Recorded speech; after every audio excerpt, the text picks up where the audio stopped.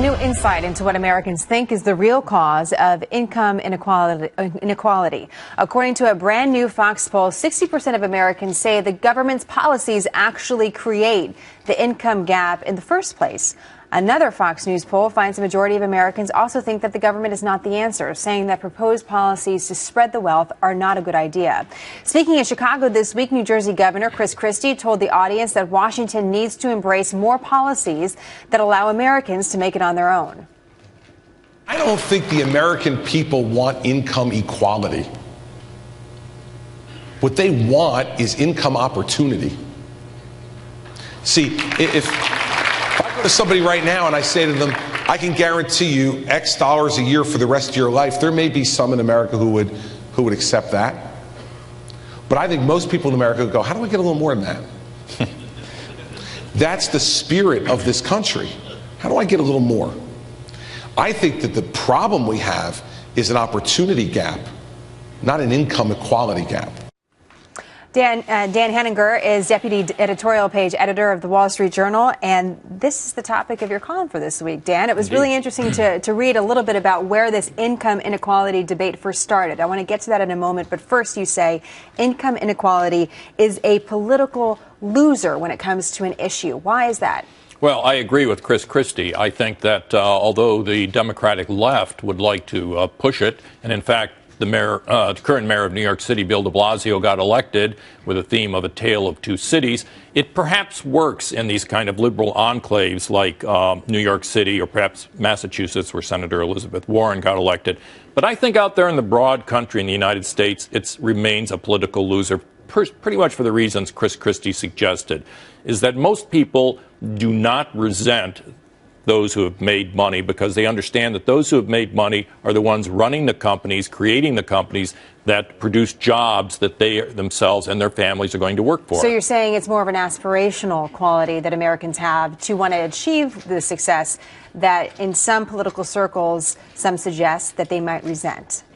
The idea of income inequality and resentment of the upper classes is in many ways, Jenna, a European idea where you had aristocracies. And you say that in your article, that it really goes back to 1912 Europe. Tell us, if you can, the cliff notes of that. Well, look, in his speech on this in early December, Barack Obama said, quote, statistics show, that's his word, statistics show that income disparities in the United States are not much better than those in Jamaica. You're taken aback. You go, what are you talking about? Statistics say the United States is no better than Jamaica. Well, there is this statistical device called the Gini coefficient, created by an Italian statistician named Corrado Gini in 1912. And ever since, economists have used the Gini coefficient, the World Bank uses it to measure every country's role in income disparity. But the question remains, what does that have to do with real life for people in the United States who, as Governor Christie suggested, are trying to aspire upward? You say that you like what Governor Christie was talking about. I have a little bit more sound from his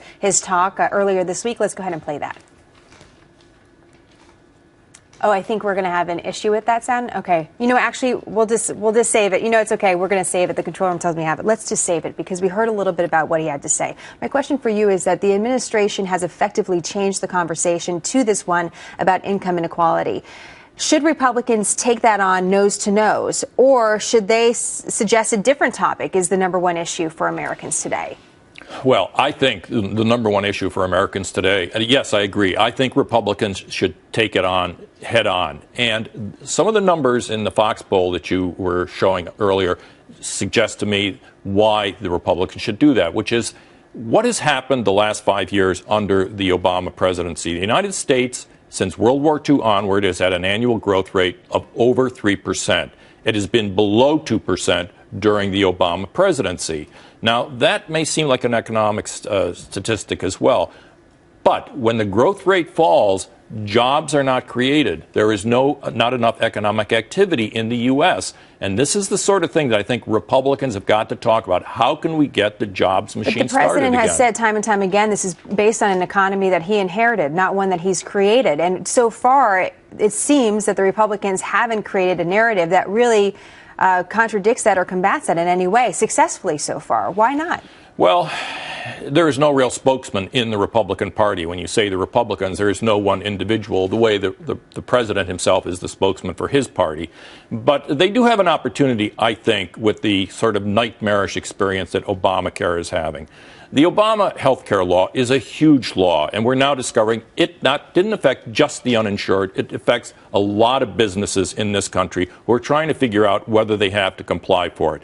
The administration just announced this week that they're going to take them off the hook. But I think the dynamics of that law and the way it is causing employers to spend their time trying to figure out whether they are in compliance or whether they can hide from it, rather than running their businesses, growing their businesses, and thinking about whether they can hire more workers, is exactly the problem at the center of what we've been going through the last 5 years. Just real quick, in your article, you also mentioned, besides Obamacare, education, because there still is this issue of the very poor in this country in the urban areas that, in so many cases, seem to cause the ripple effects of news throughout the country, right? The stories of New York or stories of Detroit. Yeah. What is your point on education that you think needs to be brought up? If the issue is income inequality and disparity, the one thing virtually everyone agrees on across the board is a good education, a successful education, translates into higher earnings over one's lifetime. In the inner cities of the United States, people are getting failed public educations by and large. And as long as that persists, and as long as the unions refuse to reform the systems in places like New York and Chicago and Los Angeles, income disparities among the inner city poor are going to persist because the young people there simply will graduate without being educated to work in the kind of economy that we live in today. I think that is the litmus test for seriousness about income disparity, reforming the inner city school systems. Very interesting. Dan, always great to have you. Good to talk to you, in studio. Jenna. Appreciate it. Thank you.